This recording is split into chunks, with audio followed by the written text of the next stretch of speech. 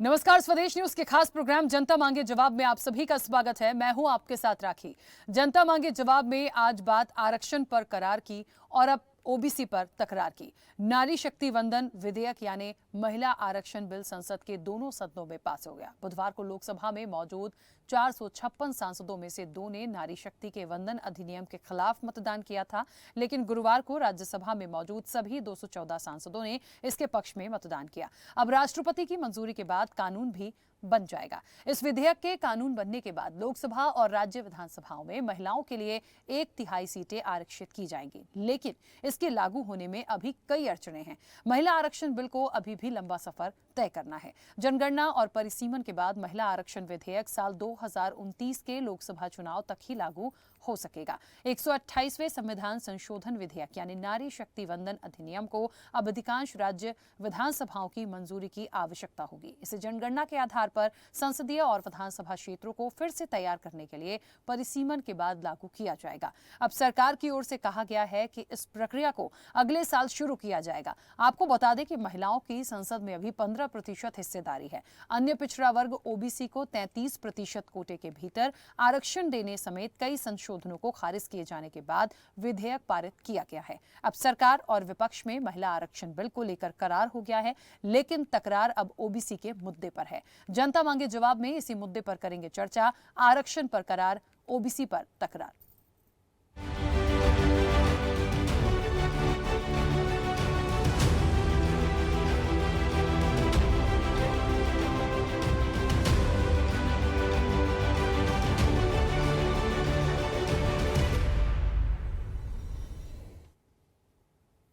तो भले ही लंबे इंतजार के बाद संसद के दोनों सदनों में महिला आरक्षण बिल सर्वसम्मति से पास हो गया हो, लेकिन इस बिल को अब भी लंबा सफर तय करना है। पहले जनगणना और फिर सीटों के परिसीमन का काम। लोकसभा और राज्य विधानसभाओं में महिलाओं के लिए आरक्षण अनुसूचित जाति और अनुसूचित जनजाति श्रेणियों पर लागू होगा। अर्जुन राम मेघवाल ने कांग्रेस और अन्य दलों के ओबीसी के प्रति अचानक उभरे प्यार पर सवाल उठाते हुए कहा कि उनकी मांग उनकी राजनीतिक मजबूरी को दर्शाती है। उन्होंने कहा कि कांग्रेस ने बाबा साहब भीमराव अंबेडकर की पिछड़े वर्गों पर आयोग बनाने की इच्छा पूरी नहीं की। अमित शाह ने ओबीसी पर विपक्ष की मंशा पर सवाल खड़े किए। सदन को आश्वासन दिया कि सरकार महिला आरक्षण विधेयक को लागू करने के लिए प्रतिबद्ध है और किसी भी तरह की आशंका जताने की जरूरत नहीं है। महिलाओं के लिए 33% आरक्षण संसद के उच्च सदन और राज्य विधान परिषदों पर लागू नहीं होगा। विधेयक का समर्थन करते हुए विपक्ष के नेता मल्लिकार्जुन खड़गे ने प्रस्तावित कानून को लागू करने की समय सीमा के बारे में जानकारी मांगी और ओबीसी के लिए आरक्षण की मांग की है। कांग्रेस सांसद राहुल गांधी ने कहा कि महिला आरक्षण बिल तत्काल लागू हो। उन्होंने सरकार से मांग करते हुए कहा कि परिसीमन और जनगणना वाला क्लॉज इससे हटाया जाए। राहुल ने कहा, महिला आरक्षण बिल बढ़िया है, लेकिन हमें 2 फुटनोट मिले हैं कि जनगणना और परिसीमन उससे पहले करने की जरूरत है। इन दोनों में कई साल लगेंगे। सच तो यह है कि आरक्षण आज ही लागू हो सकता है। यह है कोई जटिल मामला नहीं है, लेकिन सरकार ऐसा नहीं करना चाहती। सरकार ने इसे देश के सामने पेश किया है, लेकिन इसे अब से 10 साल बाद लागू किया जाएगा। कोई नहीं जानता कि ये लागू भी होगा या नहीं। ये एक ध्यान भटकाने वाली रणनीति है। ध्यान भटकाने वाली रणनीति के बाद राहुल गांधी ने कहा कि बीजेपी के जो ओबीसी मंत्री हैं वो कोई फैसला नहीं करते, उनके पास कोई पावर नहीं है, केवल संसद में उनकी मूर्तियां बैठा रखी हैं। राहुल ने आगे कहा कि जातिगत आरक्षण का डाटा सार्वजनिक करना चाहिए। अब आरक्षण की लड़ाई ओबीसी पर आ गई है, लेकिन अब 2024 के चुनाव में इसका लाभ भाजपा को मिलेगा या नहीं मिलेगा, विपक्ष मोदी की राह में इसको लेकर कितना रोड़ा बनेगा और जो मंशा सरकार और विपक्ष की महिला आरक्षण बिल को लेकर 24 के इलेक्शन के लिए हो, वो कितनी पूरी होगी। इसी मुद्दे पर जनता मांगे जवाब में चर्चा करेंगे, लेकिन उससे पहले कुछ प्रतिक्रिया है, सुनते हैं।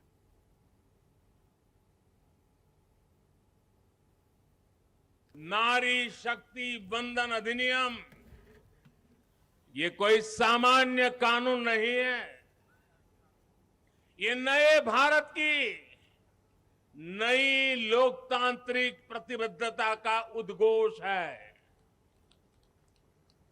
ये अमृतकाल में सबका प्रयास से विकसित भारत के निर्माण की तरफ बहुत बड़ा, बहुत मजबूत कदम है। आने वाली अनेकों पीढ़ियों तक इस निर्णय की चर्चा होगी, इस दिवस की चर्चा होगी। मैं पूरे देश को नारी शक्ति बंधन अधिनियम संसद के दोनों सदनों में और भारी बहुमत से और राज्यसभा में तो सर्वसम्मति से पास होने की बहुत बहुत बधाई देता हूं। मुझे ये पता लगाना है ये ओबीसी हिंदुस्तान में कितने हैं और जितने हैं उतनी भागीदारी इनको मिलनी चाहिए। अब आप किसी लोकसभा में किसी भी एमपी से पूछ लीजिए, लोकसभा को टेंपल ऑफ डेमोक्रेसी कहा जाता है। आप किसी भी बीजेपी के एमपी से पूछ लीजिए कि वो कोई डिसीजन लेता है, कोई कानून बनाता है, कोई कानून बनाने में भाग लेता है, किसी से भी पूछ लीजिए, बिल्कुल नहीं। ना कांग्रेस का एमपी इस लोकसभा में, ना बीजेपी का एमपी, ना कोई और इंडिया का एमपी कोई डिसीजन लेता है। मतलब एमपीज को जैसे मंदिर में मूर्ति होती है वैसे मूर्तियां बना रखी हैं और ओबीसी की वहां पे मूर्तियां भर रखी है, मगर पावर बिल्कुल नहीं है। देश को चलाने में कोई भागीदारी नहीं है। भारतीय जनता पार्टी के सांसद में 29%, 85 सांसद ओबीसी कैटेगरी के हैं। कंपैरिजन करना है तो आ जाइए। और मान्यवर मंत्री भी 29 ओबीसी कैटेगरी के। बीजेपी के ओबीसी एमएलए 1358 में से 365 है, 27% है। ये सभी ओबीसी का राग आलापने वालों से ज्यादा है। मान्यवर बीजेपी के ओबीसी एमएलसी 163 में से 65 है, 65 है, 40% है। ये 33% की बात करते हैं। मान्यवर चुनावी भाषण करना बहुत ठीक है, कोई एनजीओ बनाकर दे देता है, चिट्ठियां आकर पढ़ जाना ठीक है। भैया मन से पिछड़ा वर्ग का कल्याण करने का काम हमारे नेता नरेंद्र।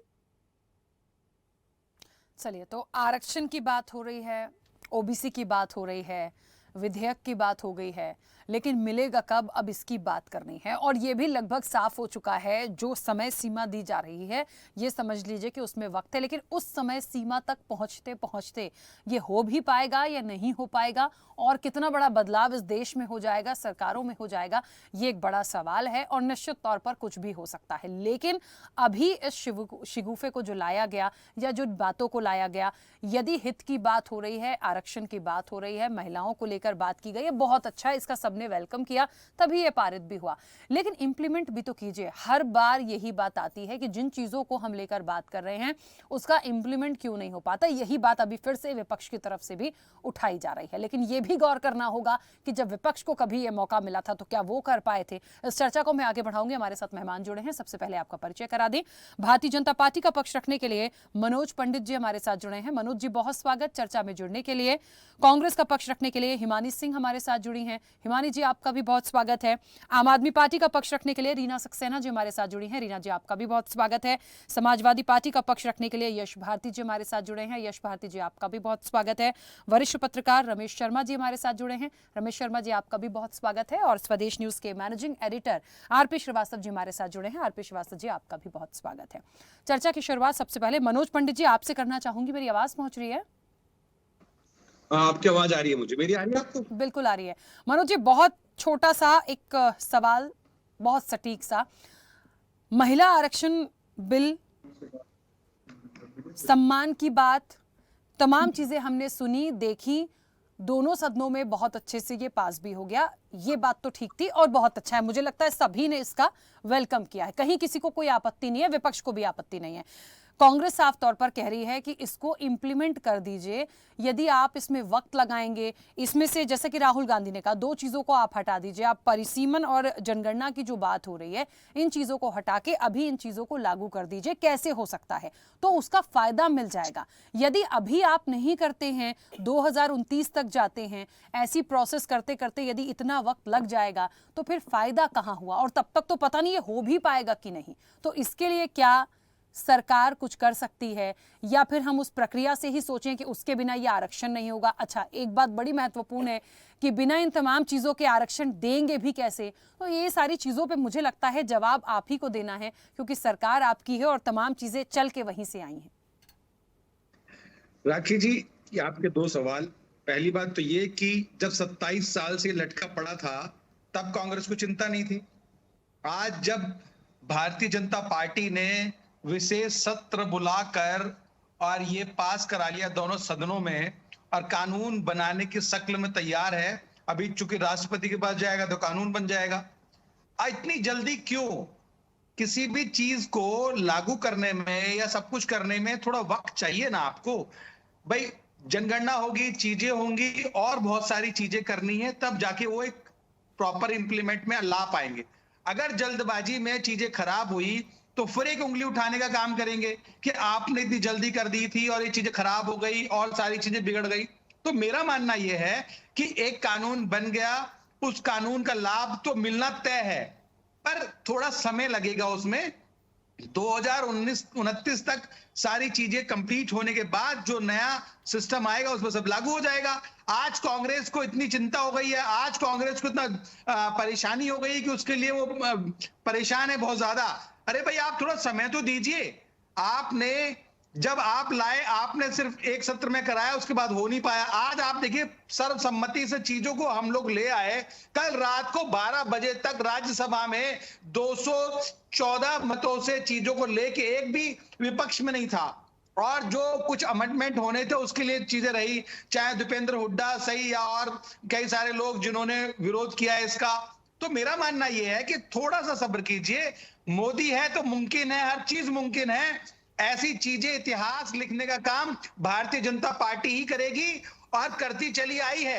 आप चाहे राम मंदिर से ले लीजिए, चाहे धारा 370 हटाने की बात कर लीजिए, चाहे महिला आरक्षण की बात कर लीजिए, जितनी चीजें हमने की है इतिहास में अभी तक किसी ने नहीं की। बस थोड़ा सब्र कीजिए, सिस्टम को सिस्टम के तरीके से चलाने दीजिए। ठीक है मनोज पंडित जी, एक बात अभी आपने बोली, ये मैंने शुरुआत में ही कह दिया था कि जिनकी सरकारें पहले थी वो क्यों नहीं कर पाए थे, जो सवाल उठा रहे हैं वही बात आपने भी करी। लेकिन कांग्रेस या जो दूसरे विपक्षी दल हैं वो ये कह रहे हैं कि कहीं ना कहीं 10 साल तो आपको मिले, 10 सालों में याद नहीं आई। अभी तमाम चीजों पे बात हो रही है, वंदन अधिनियम पे भी बात हो रही है, विधेयक पे बात हो रही है, आरक्षण की बात भी करने लगे, लेकिन ये बिल्कुल साफ है कि मिलना अभी कुछ भी नहीं है। तो क्योंकि इलेक्शन है तो ऐसा लग रहा है सबको कि आपने एक झुंझुना पकड़ाया है, और वो झुंझुना बस महिलाओं के लिए, कहते हैं ना कि एक आपने अट्रैक्ट करने की चीज दी है कि हाँ मोदी है तो मुमकिन है, मोदी सरकार ये कर रही है, लेकिन महिलाओं को मिलेगा कुछ भी नहीं।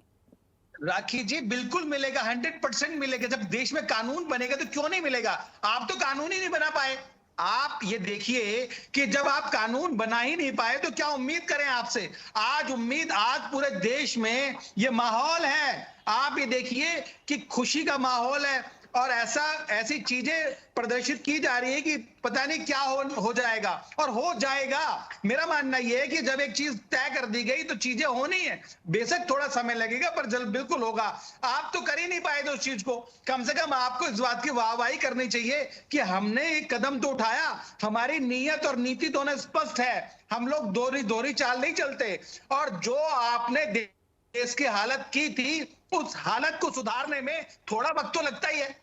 आपने कहा कि अब चुनाव है, अभी क्यों लेके आए, पहले क्यों नहीं लेके आए? अरे किस परिस्थिति में देश को छोड़ा था आपने, आज कहां से कहां लेके आए हैं। चाहे रोड इंफ्रास्ट्रक्चर की बात कर लीजिए, चाहे आप शिक्षा की बात कर लीजिए, स्वास्थ्य की बात कर लीजिए, तो कहीं ना कहीं चीजों को लेके जो बेसिक नीड्स हैं उसके बाद ही आप चीजों को लेके आ पाएंगे। ठीक है, चलिए वापस आऊंगी मनोज जी आपके पास।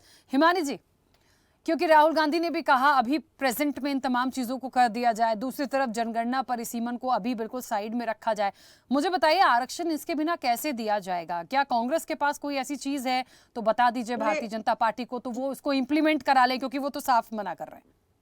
जी, मैं पहले ये बात करना चाहूंगी कि जनगणना की जो निश्चित समय था वो 2 साल पहले ही आ चुका है। 2021 में जनगणना हो जानी चाहिए थी, जिसको अभी लिस्टिंग में भी नहीं डाला गया है कि वो कब होगी, किसी को इसकी जानकारी नहीं है। नीति और नियत में फर्क की बात यहीं से सबसे पहले पता चल जाती है। दूसरी एक बात पता चल जाती है कि आप ले आए क्योंकि पूरी तरह सभी ने आपको सहयोग किया, विपक्ष ने सहयोग किया, सबकी नियत इस चीज को लाने के लिए एक ही थी।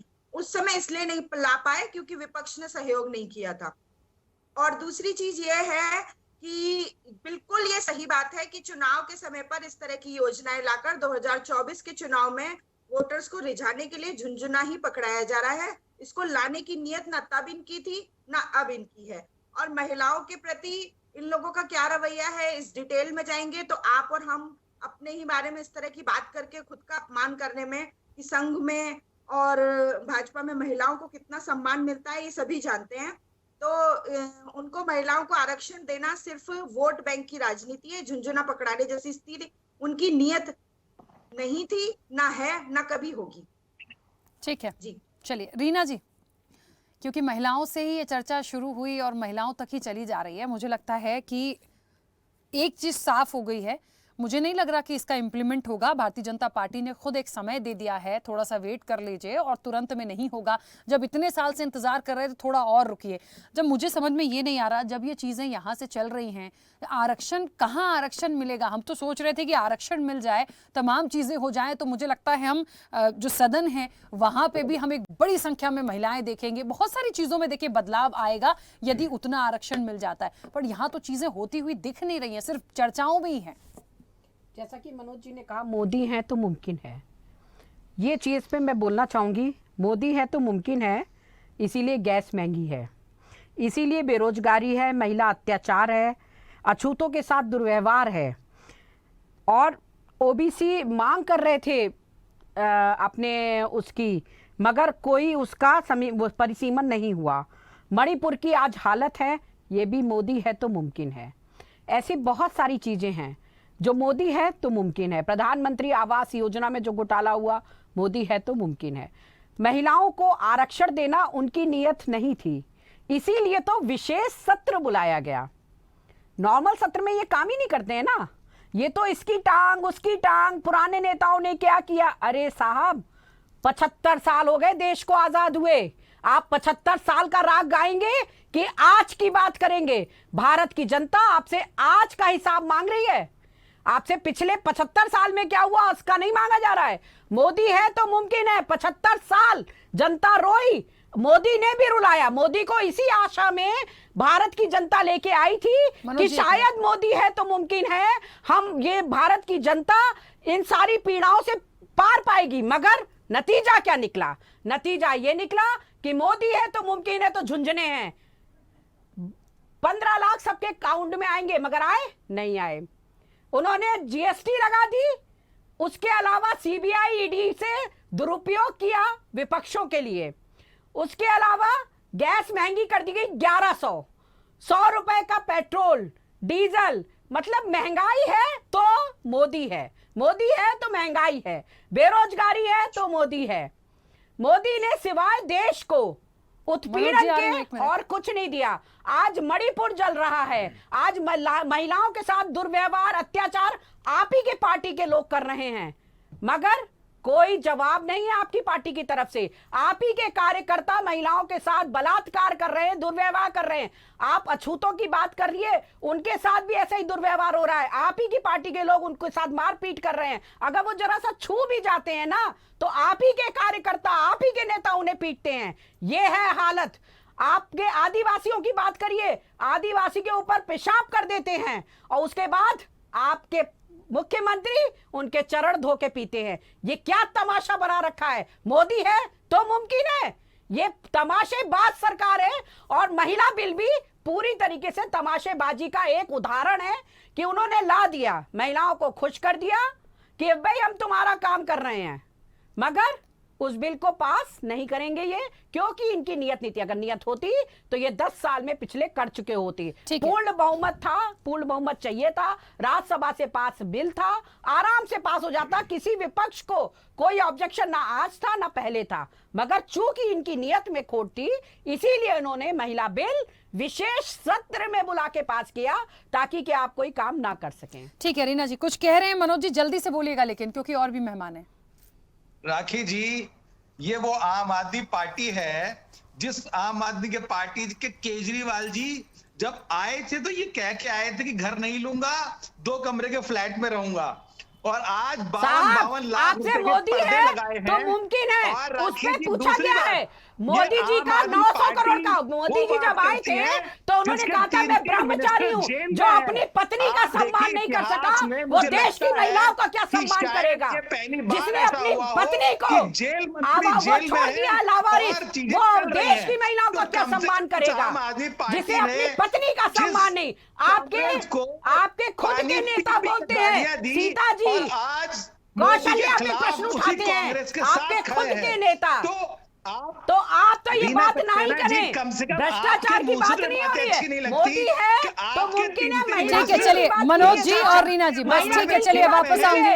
ये मनोज जी और रीना जी, ठीक है, वापस आऊंगी। और भी मेहमान हैं, उन्हें बोलने दीजिए। यश जी, मुझे ऐसा लगता है सही बात का जवाब ठीक है, दीजिए इन मनोज सबके जी, सही बीच में बात का। ओबीसी आरक्षण मिलेगा या नहीं, ये बड़ा मुद्दा है। प्लीज हम उस पर नहीं, वापस आ उन्हें जाएं। चिंता इस बात की है कि केजरीवाल जी ने फ्री में शिक्षा और अच्छी उत्तम क्वालिटी की शिक्षा दे दी, जिसकी प्रशंसा पूरा विदेश कर रहा है। विदेश के टीचर्स ठीक तक है। हिंदुस्तान में देखने आ रहे हैं, रीना उसका जी, इनको पेट दर्द है। ठीक है, चलिए वापस आती हूँ। क्लिनिक कर दिए, बढ़िया बना दिए वर्ल्ड क्लास के, जिससे कि जनता को फायदा हो रहा है। ये जनता के लिए आए ही नहीं है, ये तो अपना 900 करोड़ का बंगला खुद का बनाने, जो अपने आप को ब्रह्मचारी करते हुए आए थे, और यदा कदा अचानक से उनकी पत्नी कहीं से आ गई, उसको उनको दिखाना पड़ गया। ठीक है, चलिए, जिसको कि इन्होंने कभी रीना जी, सम्मान चलिए नहीं दिया, वापस आऊंगी वो मैं। देश यश जी, की मुझे महिला ऐसा को लगता क्या है सम्मान करेंगे? आरक्षण पे बात हो रही है, और जिस तरीके से एक बहुत बड़ा आंदोलन मुझे बहुत अच्छे से याद है, आरक्षण पे देखा था, आरक्षण की आग हमने देखी थी। वो जब से चल रहा है, वो चल ही रहा है, और मुझे लगता है चलता ही रहेगा। ऐसे में बड़ा सवाल है कि मिलेगा नहीं मिलेगा, कहाँ परेशानी आ रही है। पिछले लोगों को मौका था, उन्होंने किया नहीं, उसी की चीजें अभी तक चली आ रही हैं। अब करने के लिए प्रोसेस को शुरू किया है, उसमें भी वक्त लगेगा। आने वाले समय तक न जाने क्या होगा, कैसे निकालेंगे। देखिए, सवालात जो उठ रहे हैं वो नीति और नीयत पे उठ रहे हैं। ना तो इनकी नीति ठीक है, ना इनकी नीयत ठीक है। नीति ठीक होती तो भी बात ठीक थी, नीयत ठीक होती तो भी बात ठीक। दोनों ही चीज़ों में खोट है। आज 2014 में वादा किया था महिला आरक्षण का, और कब लेकर के आ रहे हैं विशेष सत्र में? क्यों नहीं कर पाए अभी तक? एक पूरी सरकार चली गई जिस पे वोट मांगा था। तो जिन बातों पे ये सरकार में आए थे, वो बातें इन्होंने कभी भी पूरी नहीं करी। गुमराह करके, धोखा दे करके राजनीति में आए हैं। और हमारे भारतीय जनता पार्टी के अभी साथी कह रहे थे मोदी है तो मुमकिन है। ठीक है, हम मान लेते हैं भारतीय जनता पार्टी का नारा है और भारतीय जनता पार्टी के प्रवक्ता कह रहे हैं, तो मोदी है तो ही मुमकिन है। बाकी भारतीय जनता पार्टी में सारे नाकारा निकम्मे हैं, उनके रहते कुछ भी मुमकिन नहीं है। ये भारतीय जनता पार्टी के लोग कह रहे हैं, मैं तो नहीं कह रहा। इनको विश्वास है तो केवल मोदी पे है, नड्डा पे इन्हें विश्वास नहीं है। राष्ट्रीय अध्यक्ष क्यों बनाया ये जाने। इनके और जो मंत्री हैं वो नाकारा निकम्मे, सांसद जो है नाकारा निकम्मे, सिर्फ मोदी है तो मुमकिन है। अब मोदी जी से पूछ लीजिए महिलाओं के लिए क्या किया। जैसा भी हमारी बहन ने बताया कि अपनी धर्मपत्नी को छोड़े हुए हैं, माता जी को छोड़ करके भाग गए थे, बेचारी जंगल से लकड़ी लाती थी। आरोप तो ये भी है कि मां के जेवर चुराए थे। तो मैं निजी तौर पे नहीं जाना चाहता, लेकिन भारतीय जनता पार्टी के साथी जब निजी बात कहते, आप ये जो व्यक्तिगत क्यों साथी, क्यों सुनने में तकलीफ है? आप बोल रहे थे मैंने कुछ कहा, आपने कुछ कहा, मैंने, आप जब कुछ कह रहे थे तो मुझे कुछ कहा। बीच में हस्तक्षेप करना आप लोगों की आदत है। आज आपके भारतीय जनता पार्टी के एक सांसद ने जो बदतमीजी करी है, वही बदतमीजी आप भी करेंगे। सुनने की क्षमता आप लोगों में है नहीं। आपसे तमीज की उम्मीद कैसे करेगा आदमी? अरे आप में सुनने की क्षमता है, आप में सुनने की क्षमता है, आप में अनुशासन है। यही आपका चाल चरित्र है, अनुशासन है, बारी बारी से बात करें। लेकिन आपको बीच में बोलना है। बीवी छोड़ दी, ये जिम्मेदारी आप लेंगे क्या? देखिए, पहले तो मैं बहुत देर से सुन रही हूँ। देखिए, मैं सब लोगों से बोल रही हूँ। मनोज जी प्लीज एक मिनट करें तो ज्यादा अच्छा रहेगा। मनोज जी, फालतू की बातों पर डिबेट करेंगे तो होने वाली नहीं है डिबेट। मनोज जी और मनोज जी के साथ बाकी लोग भी जो मेरे इस चर्चा में शामिल है मेहमान, देखिए आप सब मेरे लिए बहुत सम्मानीय हैं। एक मिनट मनोज जी, मुझे बोलने दीजिए। आप सब सम्मानीय हैं, लेकिन व्यक्तिगत रूप से बात मत करिए। व्यक्तिगत रूप से जाएंगे तो आरक्षण पे बात नहीं हो पाएगी।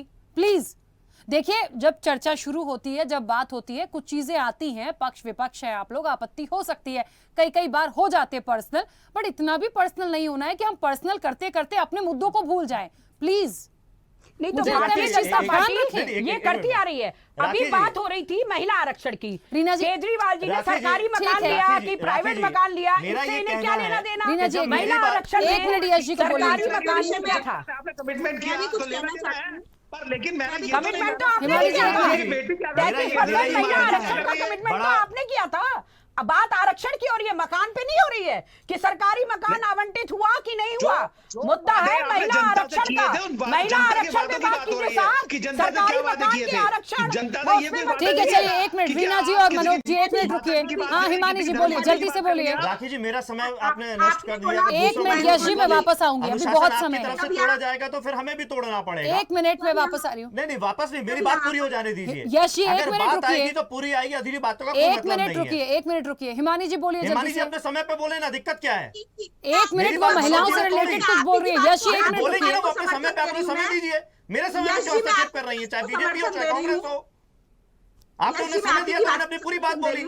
यश जी 1 मिनट, इसके बाद आप बोल लीजिएगा। 1 मिनट रुक देश जाइए। की सबसे ज्यादा अनुशासन होने की दावा करने वाली पार्टी बीच में आकर के दूसरे का अनुशासन तोड़ रही है। ठीक है, इस सुनने चीज की को क्षमता कंटिन्यू नहीं मत है करिए और हम प्लीज। उसको टारगेट ना करें। 1 मिनट रुकिए, हिमानी जी जल्दी से। सरकार में कौन है, सत्ता में कौन है, किससे सवाल करें? कांग्रेस से सवाल करें, आम आदमी पार्टी से सवाल करें। हिमानी जी आप अपनी बात रखिए।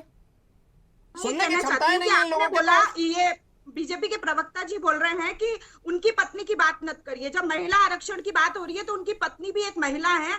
जिस तरह किसी चोर जो जेल से निकला हुआ चोरी के इल्जाम में उसे रिजर्व बैंक का गवर्नर नहीं बनाया जा सकता, ऐसी जिसने अपने घर में अपने घर की महिलाओं का सम्मान नहीं किया, उससे हम क्या अपेक्षा कर सकते हैं? चलिए देखिए, देश भर की महिलाओं की हो रही थी, मैं व्यक्तिगत, ठीक है आपने बात अपनी रख दी, बहुत अच्छी बात है, लेकिन मैं फिर बोल रही हूँ, मैं व्यक्तिगत रूप से किसी की मम्मी के लिए, किसी की सिस्टर के लिए यहाँ सुनने नहीं बैठी। ओवरऑल महिलाओं की बात हो रही है, हम आरक्षण की बात कर रहे हैं 33%, हम उस विधेयक की बात कर रहे हैं, हम उस पर रहेंगे। यश जी अपनी बात पूरी करिए अब।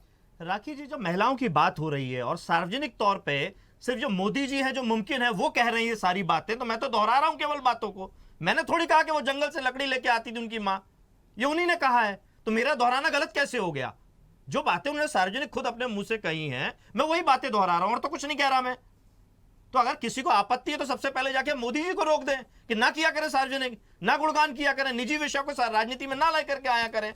तो वो विषय तो आएंगे जब उस विषय को लेकर के चलेंगे। तो आज महिलाओं के हक अधिकार की बात चल रही, तो उनकी माँ की भी बात होगी, बहन की भी बात होगी, जो परिवार है, जो परिवार को लेकर के वो चलते हैं, गुणगान करते हैं, मेरे परिवार के पास कोई संपत्ति नहीं है, तो वो भी बात होगी जब भी कभी बात होगी। दूसरी बात यह है, आरक्षण की जब हम बात करते हैं, यही भारतीय जनता पार्टी की सरकार है 2014 में आई थी, इनके नेता थे स्वर्गीय अरुण जेटली जी। जातीय जनगणना के आंकड़े घोषित करने थे, उन्होंने साफ मना कर दिया जातीय जनगणना के आंकड़े हम घोषित नहीं कर सकते हैं क्योंकि हमारे पास आंकड़े नहीं हैं, और जो आंकड़े हैं उन आंकड़ों में बहुत सारी कमियां हैं। यानी 2011 के आंकड़ों को 2014 में भी नाकाम थे भारतीय जनता पार्टी की सरकार घोषित करने में। पूरा 5 साल का कार्यकाल चला गया। आज 2023 में भी वो कह रहे हैं कि हम जातीय जनगणना नहीं करा पाएंगे जो 2021 में होनी थी।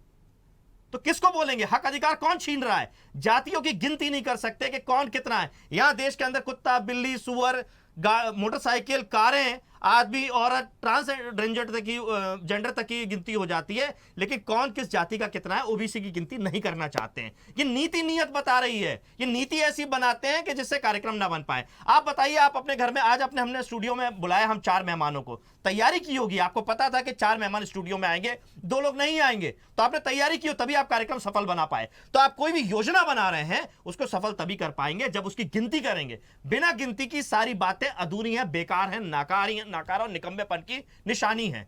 9 साल पूरे हो गए हैं, क्यों अब लेकर के आए? और अभी भी 5 राज्यों के चुनाव हो रहे हैं, करके दिखा दें, घोषित करा दें आरक्षण के आधार पर।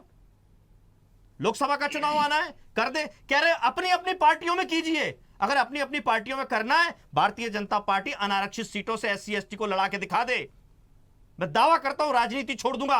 भारतीय जनता पार्टी जितना SC ST को आरक्षण है उतनी सीटों पे, अनारक्षित सीटों पे SC ST को लड़ा के दिखा दे। मैं मान जाऊंगा कि आरक्षण के हितैषी हैं और उनको हक अधिकार देना चाहते हैं जो SC ST सबसे ज्यादा वंचित हैं। ये पिछड़े वर्ग के लोगों को अति पिछड़ा बनाना चाहते हैं, उनकी गिनती करके उनको हक अधिकार नहीं देना चाहते हैं। कौन सा इन्होंने काम कर दिया? बैकलॉग की कितनी गिनती है जो सरकार चलाते हैं, केंद्र की सरकार चला रहे हैं, लगभग 89 सचिव हैं, उसमें से 2019 में एक भी सचिव नहीं था ये भारत सरकार में, और आज की डेट में केवल 3 है। तो ये इनकी नीति चलती है। बच्चों को जो शिक्षा में भर्ती मिलती है, नौकरियों में जो भर्ती मिलती है, कहां है उनका आरक्षण? कौन खा गया? जो पहले से 2006 में पिछड़ा वर्ग को जो शिक्षा में आरक्षण मिला है उसमें क्यों नहीं भर्ती पूरी हो पा रही? कौन जिम्मेदारी लेगा उस चीज की?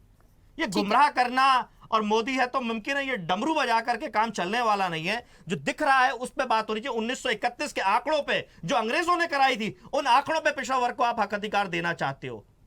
9 साल का कार्यकाल आपको मिला, आपसे पहले अटल बिहारी वाजपेयी जी को मिला। अगर भारतीय जनता पार्टी की नीति रीति थी तो क्यों नहीं दिला पाई पिछड़े वर्ग को? बताए भारतीय जनता पार्टी कोसते रही है पुरानी सरकारों को, लेकिन आपसे तो सवाल करेंगे, आपसे तो पूछेंगे। जब विशेष सत्र लेकर के आए तो सवाल ही ना करें आपसे, ठीक है, आपके नेताओं से सवाल ना करें। आपके भारतीय जनता पार्टी के अभी राष्ट्रीय अध्यक्ष वो कहते हैं देश को पहला ओबीसी प्रधानमंत्री अगर किसी ने दिया तो भारतीय जनता पार्टी ने। इससे बड़ा झूठ क्या होगा? चौधरी चरण सिंह जी कौन थे? एच.डी. देवगौड़ा जी कौन थे? साफ झूठ बोल देते सदन में, बिल्कुल बेशर्मी से। ठीक है यश जी, भरपूर समय दिया सर। 2 मेहमान और हैं मेरे, ठीक है। चलिए रमेश शर्मा जी, मुझे ऐसा लगता है बिना कुछ ज्यादा कुछ पूछे, क्योंकि ऑलरेडी इस चर्चा से बहुत सारी चीजें निकल कर आ गई हैं, नीति और नियत की बार बार बात हो रही है। क्या वाकई लग रहा है कहीं कमी है, करना नहीं चाहते? यदि जनगणना की बात उठ रही, कहाँ परेशानी आ रही है? क्या वाकई ओबीसी आरक्षण की जो आग है ये बढ़ती चली जाएगी, कभी इसका कुछ भी निराकरण नहीं होगा? देखिए, मेरी दृष्टि में इस प्रश्न के 2 उत्तर होते हैं। एक तो मेरी अपनी पसंद का, और दूसरा ये जो परिस्थितियां हैं उसका राजनीतिक विश्लेषण का। मुझे कई बार ये आश्चर्य होता है राजनीतिक दलों पर, वो अपने निजी जीवन में, सार्वजनिक जीवन में समाज से हमेशा ये अपेक्षा करते हैं कि जातियों को टूटना चाहिए और पूरे समाज को एक होना चाहिए। और निजी जीवन में, निजी समाज में कोई किसी से जाति नहीं पूछता। हम होटल में खाना खाने जाते हैं, किसी से जाति नहीं पूछते। ट्रेन में सफ़र करते हैं, डॉक्टर की जाति नहीं पूछते। जो खाना बना रहे हैं उनसे नहीं पूछते। लेकिन राजनीति में हमेशा जब भी चुनाव का समय आता है तो जातियों की बात चलती है। ये जातियों पे बांटने का काम अंग्रेज करके चले गए, वो चले गए तो इसके साथ समाप्त हो जाना चाहिए। लेकिन फिर भी यदि राजनीति इस दिशा में जा रही है तो मोटे तौर पर फिर इन सब चीज़ों पर या तो हाँ का निर्णय हो या ना का निर्णय हो, वो जल्दी हो जाना चाहिए, उसको लिंगर ऑन नहीं करना चाहिए। दूसरी, महिला आरक्षण की जहाँ तक बात है, स्वाभाविक रूप से ये बिल बहुत देर से आया, एक लंबा पड़ा रहा, 25-30 साल तक ये लंबा पड़ा रहा, उसके बाद निकल कर के आया। तो जिस तरीके से सरकार ने इसको लेकर के आई है, अगर उसके क्रियान्वयन का भी थोड़ी जल्दी कर देते या निर्धारित करते तो मैं समझता हूँ उसका यश एक अच्छा मिलता है। लेकिन फिर भी एक बात इसमें हो सकती है, राजनीतिक दलों को दूसरे लोगों पर आरोप लगाने के बजाय वो अपने अपने दलों में महिलाओं को टिकट ज़्यादा दे दें। जैसे मध्य प्रदेश सरकार ने, अगर आपको याद हो, पंचायतों में उन्होंने लागू कर दिया था, पंचायतों में शायद 40 या 50% या 33, लेकिन कुछ लागू किया, मैं आंकड़ा भूल रहा हूँ, लेकिन कुछ उन्होंने लागू कर दिया था। तो उसी प्रकार राजनीतिक दल अपने अपने दलों के प्रत्याशियों की संख्या बढ़ा दें। मान लीजिए जहाँ जो जनजाति के लिए आरक्षित है तो वहाँ जनजाति महिलाओं को आगे कर दें, जहाँ अनुसूचित जाति के सीटें हैं अनुसूचित जाति के लोगों को आगे कर दें, और सामान्य सीटों पर जो ओबीसी है उसकी महिलाओं को आगे कर दें। क्योंकि ये छुपा हुआ तथ्य नहीं है कि कहाँ पर किस सीट पर किस वर्ग के कितने वोट हैं। ये सब कैलकुलेशन सारे राजनीतिक दल करके रखते हैं और उस आधार पर उन मोहल्लों में, उन गाँव में, उन क्षेत्रों में अपने कार्यकर्ता तैनात करते हैं। गवर्नमेंट के रिकॉर्ड पर वो आंकड़े हो ना हो, लेकिन राजनीतिक दलों के ऑफिस में उनके रिकॉर्ड पर वो सारे आंकड़े रहते हैं, उस आधार पर वो अपने टिकट दे सकते हैं। तो कुल मिलाकर के एक और बात है, मेरा अपना सोचना ये है कि जो हो गया उसके लिए आभार और जो रह गया उसके लिए आग्रह। ये जो है इस परंपरा पर हम चलें और उस आधार पर ही देश का कल्याण होगा और समाज का हित होगा। लेकिन अभी जो वर्तमान में जो चीज़ें हुई हैं, जिस तरह से जो विपक्षी दल हैं कह रहे हैं कि ये सिर्फ झुंझुना है, ये एक चुनावी लॉलीपॉप की तरह है, जब इम्प्लीमेंट ही नहीं कर पाएंगे, जब वक्त ही लगेगा, तो क्या ये माना जाए कि अभी ये जो चीज़ें आई हैं ये बीजेपी को फ़ायदा पहुंचा सकती हैं? क्योंकि सुनने बोलने में तो बहुत अच्छा है और खूब चर्चा भी है इसकी। देखिए, इस बिल से जो मेरा आकलन है, इस बिल से ना तो बीजेपी को फ़ायदा होगा ना इसको नुकसान होगा। उसका कारण है कि ये इस बिल का जन सामान्य से कोई लेना देना नहीं है। ये सिमटा हुआ है केवल राजनीतिक दलों के कार्यकर्ताओं से। भाई भाजपा भी है तो वो अपने कार्यकर्ता को टिकट देगी, कांग्रेस अपने कार्यकर्ता को टिकट देगी, समाजवादी पार्टी अपने कार्यकर्ता को टिकट देगी। जन सामान्य का इससे कोई लेना देना नहीं है। इस बिल का ना तो भाजपा को प्लस में कोई फर्क होने वाला है ना माइनस में कोई फर्क होने वाला है। ठीक है, आरपी श्रीवास्तव जी। देखिए, बड़ी अच्छी बात है, बिल आया सदन में, दोनों सदनों में भारी बहुमत से पास हो गया। पूरा देश जो है इस बात को एक तरह से साधुवाद किसको, भारतीय जनता पार्टी की सरकार को, केंद्र सरकार को, मोदी जी को, ये सही बात है। और ये होना भी चाहिए था। इतने सालों से लंबित बिल अगर पास हो जाता Lok Sabha, upper house, lower house दोनों में, तो ये बहुत बड़ी बात है। सबसे बड़ी बात एक चीज़ और देखी कि सारे दलों ने समर्थन किया, एक सबसे बड़ी बात। लेकिन एक जो बाकी चीज़ें जो निकल के सामने आ रही हैं कि आपने बिल तो पास कर दिया, इम्प्लीमेंट करेंगे 2029 में, सवाल वहाँ खड़ा हो जाता है, बाकी और कहीं पर नहीं है। न बिल को लेकर कोई संदेह है, न किसी दल को है, ना ही किसी बात को लेकर के। एक चीज़ और भी है, आप देखिए जहाँ तक अभी एक बात और भी आप देखने वाली बात होगी कि मध्य प्रदेश की पूर्व मुख्यमंत्री उमा भारती जी ने खुद इस बिल में ओबीसी आरक्षण की बात उठाई, जो बड़ी गंभीर बात है। एक मास लीडर हैं और वो भी एक ऐसे ओबीसी से आती हैं, पिछड़े वर्ग से आती हैं, और उन्होंने एक बड़ा सवाल खड़ा किया जो उन्हीं की पार्टी की नेता हैं। अन्य दलों की बात छोड़िए आप, अन्य दलों में भी आप देखें, राहुल गांधी का भी प्रेस कॉन्फ्रेंस देखा होगा जिसमें ओबीसी की बड़ी खुली बात की है। तो ले दे के क्या है कि ये राजनीतिक दल जो हैं आपस में ये खुद ही वोट बैंक की राजनीति के चलते ये सारी बातें आती हैं। आप देखिए 90 के पहले जब 89 में मंडल आया, मंडल कमीशन आया, उसका जिक्र अभी संसद में भी नहीं हुआ। आप ये समझ लीजिए बीपी सिंह का कोई जिक्र नहीं आया। कारण ये है कि मंडल कमीशन आने के बाद पूरे देश की पूरी राजनीतिक सिनेरियो बदल गया, और जब सिनेरियो बदला तो आपने देखा होगा कि बहुत सारे, आप देखिए छोटे छोटे दल, क्षेत्रीय दल क्यों पनपे, सिर्फ कमीशन के चक्कर में बने। उसके बाद दूसरा दौर आया मंडल, कमंडल का मामला आया, वहाँ पर भी आप देखिए राजनीति का ध्रुवीकरण हुआ। तो निश्चित रूप से राजनीति का ध्रुवीकरण तो होता ही होता है। सवाल ये है कि मास को क्या फ़ायदा, वो बात नहीं है। राजनीतिक दल जो है किस तरह का नैरेटिव समाज में सेट करते हैं, उसके आधार पर लोगों को वोटिंग होती है और उसको वोट मिलता है। महिला आरक्षण बिल जिस तरह से आया है विशेष सत्र में, उसको देखने की ज़रूरत है। अगर आया है तो ये सवाल जरूर खड़ा होता है कि इसको तत्काल लागू क्यों नहीं किया जाए। दो चीज़ है, एक चीज़ तो यह कि सेंसस, और दूसरी चीज़ क्या, डिलिमिटेशन। दोनों बातें। अब ये दोनों बातें कब पूरा, 2024 में किसकी सरकार बनेगी ये तो कोई तय नहीं कर पाया। आज तक जब चुनाव होगा तो कोई ज़रूरी नहीं कि वर्तमान सरकार रहे, कैसे तय करेगी, तो जनता तय करेगी। तो मेरा ये कहना है कि इसमें और बहुत सारे जो पेच है इस बिल में, जिसको ले करके आगे बहुत सारी चर्चा होगी, और यही दल जो 5 राज्यों के चुनाव में, लोकसभा के चुनाव में, इसका अलग अलग एजेंडा सेट करेंगे। हो सकता है कि भारतीय जनता पार्टी ने इस बिल को ला करके अपना जो है राजनीतिक रूप से मजबूत करने की, महिलाओं की जो है बहुत ज़्यादा समर्थक होने की बात करने की कोशिश करेगी। लेकिन बहुत सारी चीज़ें अभी इसमें हैं जो आगे चल के सामने आएंगी। और राखी जी एक बात ध्यान रखिएगा कि ये जो बिल है, सवाल ये नहीं कि किसको कितना लाभ होगा, लेकिन देश में एक बहुत बड़ी जो है विचार विमर्श होगा, एक बहुत बड़ा झगड़ा जरूर शुरू हो जाएगा।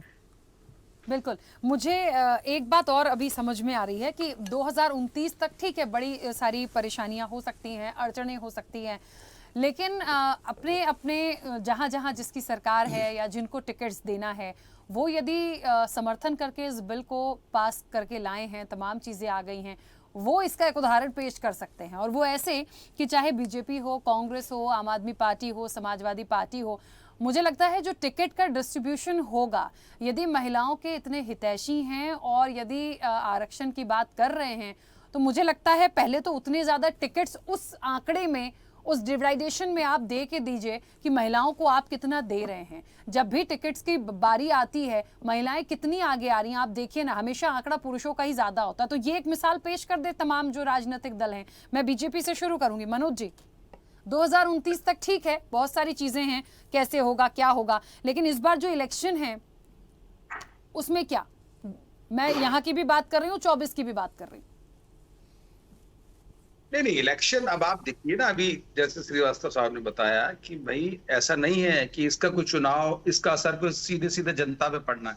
इसका असर पार्टीज पे पड़ना है। अपनी पार्टी के जो कैंडिडेट्स हैं, आप जैसे एमपी में भी लागू कर दिया उन्होंने, शिवराज सिंह चौहान जी ने, और सारी चीजें हैं। तो ये पार्टी में जो कार्यकर्ता हैं, जो जिनको पहले वंचित रह जाते थे वो लोग, अगर उनको आप आगे लाएंगे चीजें, ऐसा नहीं है कि जैसे अब समाजवादी पार्टी ओबीसी कौन, डिंपल यादव, आरजेडी ओबीसी कौन, बिशा भारती।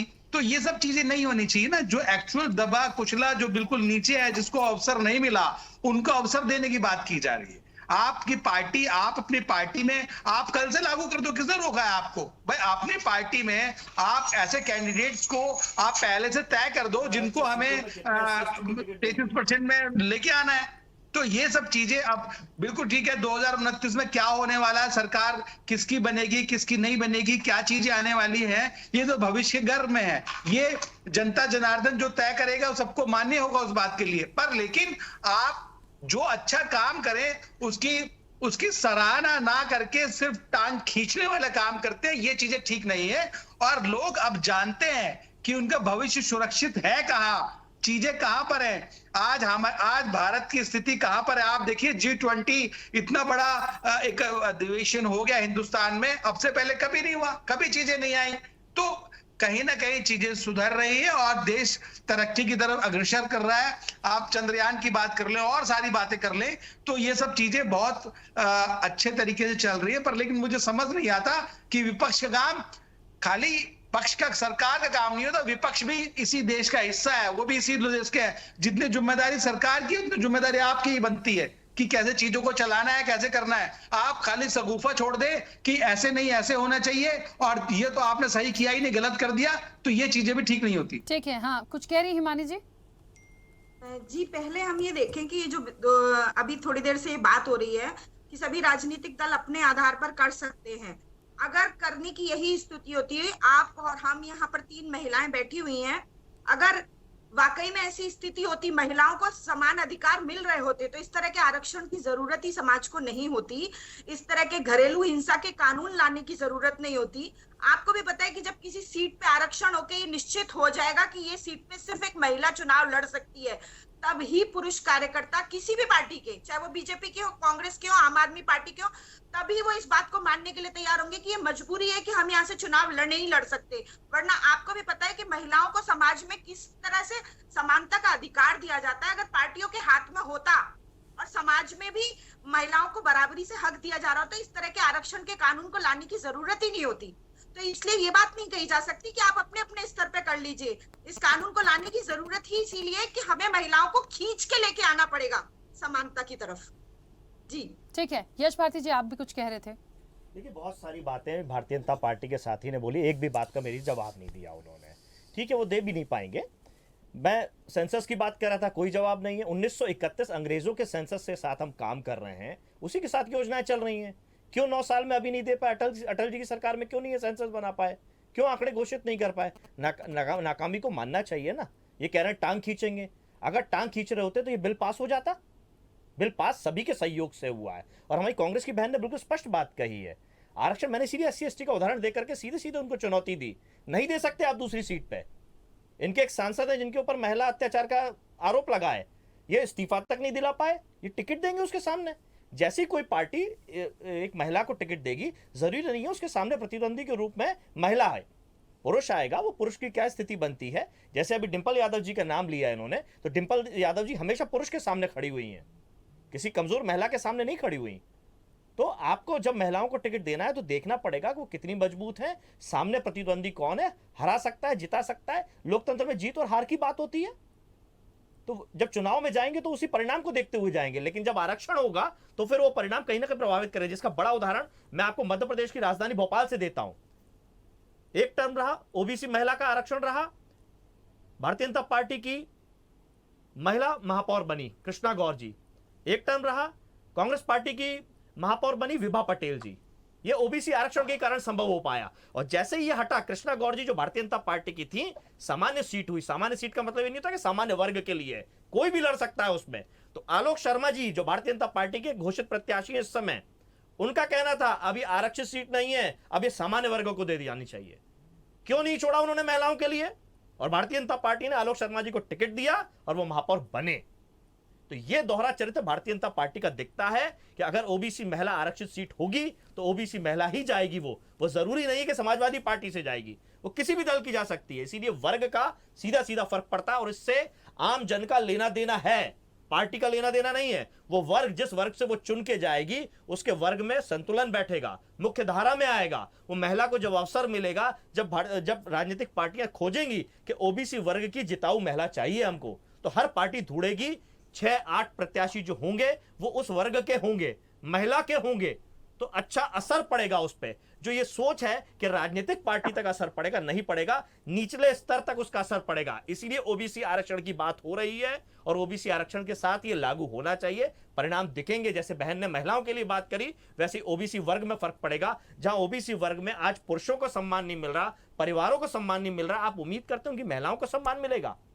तो इसीलिए, और ये जो आनन फानन में बिल लाया गया है, उसका सीधा सा उद्देश्य जो मुझे समझ में आते है, मेरी निजी राय है, मेरी पार्टी की राय नहीं है, मणिपुर की जो घटना हुई, जिस तरीके से थूथू लीडर हुई है भारतीय जनता पार्टी की सरकार की, उस जैसी घटनाओं को जो लगातार अन्य प्रदेशों में भी हुई, उसको ढकने के लिए केवल एक क्रीम पाउडर लगाया गया है, कॉस्मेटिक सर्जरी की गई है और कुछ भी नहीं है। 2029 में क्या होने वाला है खुद बोल रहे हैं बीजेपी के लोग, क्या होने वाला है, तो क्यों जरूरत पड़ी? तो स्पष्ट है। नहीं, आपको पता है क्या होने वाला है? नहीं, आप तो सेंसस के आंकड़े बता दें। आपसे सवाल किए थे बीच में, आप मुझे आप डंक मारने के लिए जो आ रहे हैं, भविष्य आप जो डंक मारने के लिए आ रहे हैं, तो उसका जवाब वो डंक देकर मारिए जिसका सवाल पूछा भविष्य जाता में। है। अरे भाई, जो भी होने वाला है वो सबको स्वीकार है, वो सब उसको मानेंगे उस चीज को। मेरा मानना यह है कि सबसे बड़ी अदालत जनता की अदालत है और जनता की अदालत को जो फैसला आता है, महिला विरोधी कोई नहीं है। मैं ये महिला कहना चाहूँ, विरोधी पर कोई लेकिन नहीं आप है। कहते हो कि महिला वो सब विरोधी अगर बीजेपी कोई है तो वाले भारतीय ठीक जनता है, पार्टी है, उत्तर जो प्रदेश ठीक में नीति समाजवादी नियत पार्टी नहीं की बना सरकार रही रही। है। अगर होती तो 2024 में चुनाव कांड होना हुआ, था। आज तक मध्य उत्तर प्रदेश प्रदेश के के लोग साथ नहीं जो भूल 5 पाए राज्यों उसको। में चुनाव होना है, वो ओबीसी आरक्षण के साथ हो रहा होता, महिला आरक्षण के साथ हो रहा होता। ये आपकी नियत नहीं है। नहीं, 2014 की सरकार में आपने ले जाते, अभी अगर लाने की आपका जरूरत नहीं सेशन पड़ती आखिरी में। आपकी नियत इतनी अच्छी होती तो शायद आप होते सरकार में, पर लेकिन सब लोग जानते हैं सरकार कि में समाजवादी आप हैं, पार्टी तो आपकी नियत ठीक है। कंपनी है और बहुत हुई प्राइवेट लिमिटेड महंगाई की कंपनी मार, को काम अब करती की है। बार आप भाजपा मुझे सरकार, बताइए, ये आपकी पहले नियत मुलायम आपकी सिंह ठीक है ना? यादव मुलायम सिंह यादव महिलाओं पे राष्ट्रीय बहुत अध्यक्ष हुआ थे, अत्याचार। उसके बाद अब अखिलेश यादव राष्ट्रीय अध्यक्ष हैं। कोई नया क्या बना दिक्कत क्या? है आप आपको? मुझे समझाएं। अरे आपको क्या दिक्कत है? हमारी पार्टी के राष्ट्रीय अध्यक्ष हैं, आप हैं क्या समाजवादी पार्टी में? हमारे राष्ट्रीय अध्यक्ष हमको स्वीकार है, हम काम कर रहे हैं। आप उसको पार्टी मत बोलिए, अरे आप उसको तो आप बताइए क्या बीजेपी पार्टी बोले? कंपनी है, बीजेपी पार्टी बोले हैं, जो डांस प्राइवेट करती कंपनी है, ऐसे ही बीजेपी काम पार्टी करती बोले। है। उससे क्या ये लेना बताइए देना है आपको? आप। हमारा राष्ट्रीय अध्यक्ष कौन है? प्राइवेट हमारा राष्ट्रीय अध्यक्ष कौन है? हमें चुनना है ना। हम खुश हैं उनके साथ काम करने में। चलिए, ठीक है, आपके नड्डा जी के बारे में मैंने बता दिया। आप तो केवल मोदी है तो मुमकिन है। ठीक है। आपके यश नड्डा जी और जी तो मनोज जी, मुमकिन है ही एक नहीं देखिए, ना। मुझे एक आप बात तो बोल समझ चुके में तो बहुत बात अच्छे से खत्म हो आती गई, है। लेकिन आप सुनिए मेरी आरक्षण में बात, नहीं बोल पाएंगे। एक कि बात बड़ी 2011 स्पष्ट के है। आंकड़े क्यों नहीं घोषित कर पा रहे? आरक्षण पर 2021 करार में कर क्यों रहे नहीं हैं, सेंसस करा ओबीसी पाए पर आप? तकरार क्यों इतनी इस तरह से चीजें आ रही हैं? मुझे लगता है कि ये सिर्फ राजनीतिक रूप से नहीं, एक बहुत अच्छी सार्थक चर्चा है। सबके अपने पॉइंट्स हैं, हर राजनीतिक दल से हैं, वरिष्ठ पत्रकार भी हैं। क्या हो सकता है? मुझे लगता है बहुत सारी चीजें निकलती हैं, लोग देखते हैं क्या होगा क्या नहीं होगा। आने वाले समय में हम देखेंगे 29 में क्या होगा, लेकिन फिलहाल जो चीजें यदि की जा सकती हैं वो क्यों रुक रही हैं, ये भी बात हो रही थी। नहीं हो सकती है तो क्यों नहीं हो सकती है, हम उस पर बात कर रहे थे। रीना जी अपनी बात रखिएगा।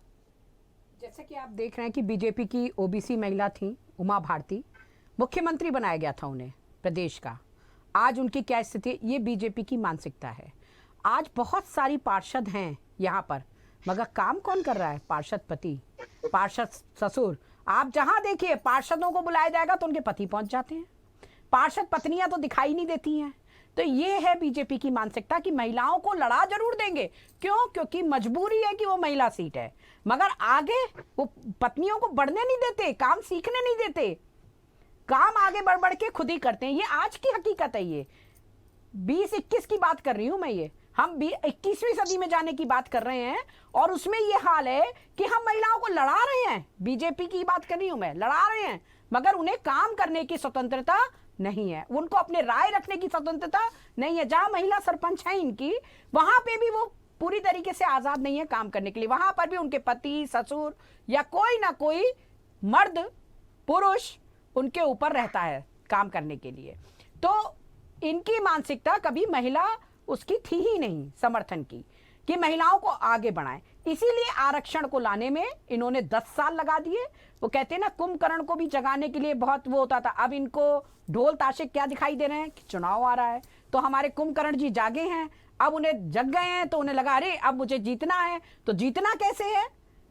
महिला आरक्षण, महिला को दे देते हैं सम्मान, क्योंकि मणिपुर में तो हम बेइज्जत कर चुके हैं, पूरे देश में बेइज्जत कर रहे हैं। तो अब एक अगर हम, उनको ये नहीं पता है कि इस हिंदुस्तान की, भारत की, इंडिया की महिला बहुत समझदार है और बहुत ही सम्मानित है, जिसने लक्ष्मीबाई, सरोजनी नायडू और बड़ी बड़ी महिलाओं को जन्म दिया है, उसको आप ऐसे महिला आरक्षण का झूठा झुंझुना पकड़ाकर उससे आप मत नहीं पा सकते, ठीक है। उससे आप वोट नहीं पा पाएंगे। वो आपको बराबर जवाब देगी। ठीक है रमेश शर्मा जी, अभी बहुत देर से एक बात आ रही थी। हाँ मनोज जी एक मिनट, रमेश शर्मा जी जल्दी से बोलिएगा। मनोज जी जल्दी आप ये बताइए कि ये भारतीय जनता पार्टी है जिसने पहली रक्षा मंत्री महिला को बनाया। ये भारतीय जनता पार्टी है जिसने फाइनेंस मिनिस्टर महिला को बनाया। ये भारतीय जनता पार्टी है जिसके मंत्रालय में 15-15 महिलाएं केंद्र में मिनिस्टर हैं।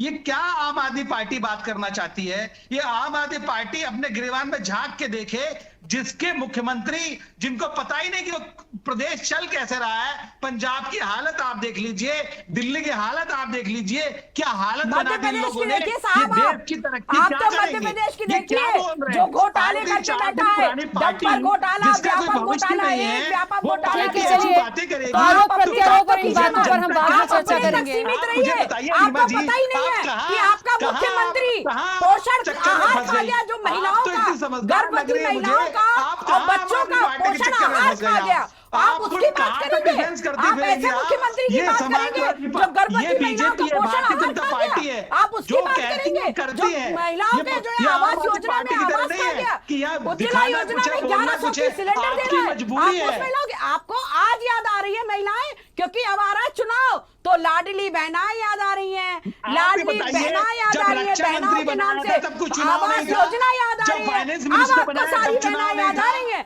मगर उससे पहले बहनाओं का जितना तिरस्कार कर सकते थे, उसका जीता जागता उदाहरण आपकी पार्टी की उमा भारती हैं, जो मुख्यमंत्री हैं, रही थी। उनका आप लोग ने क्या किया है, ये सारा मध्य प्रदेश जानता है, सारा देश जानता है। ठीक है, हमें चलिए, पता रीना ही जी और नहीं। मनोज जी, स्मृति ठीक है। ईरानी आपकी जो है महिला बाल विकास की मंत्री हैं, मगर मणिपुर गई नहीं। चलिए, नहीं ठीक गई। है। महिला उत्पीड़न मुझे ऐसा हो रहा लगता था, है- महिला होते हुए भी मुझे ऐसा स्मृति लगता है ईरानी आरोप मणिपुर प्रत्यारोप नहीं पे चले पहुंची। जाएंगे, ऐसी है तो ये आपकी समय भी महिलाएं निकल भी। जाएगा और वक्त चाहिए पड़ेगा। ठीक है, बहुत मुद्दे हैं मुझे लगता है पक्ष विपक्ष के पास।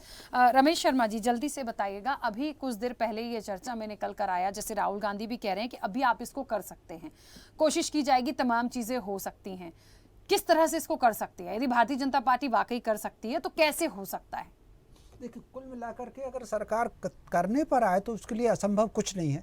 जैसा कि उन्होंने लक्ष्य निर्धारित किया है 2029 का, स्वाभाविक है कि इसमें कुछ प्रक्रिया होगी, तो वो जो प्रक्रिया है उसकी एक समय सीमा निर्धारित कर दें। इससे पहले भी कितने संविधान संशोधन ऐसे हुए हैं जो अगर हुए हैं तो उनकी समय सीमा थी और जल्द 1 महीने के भीतर 15 दिन के भीतर इसमें लागू होगा।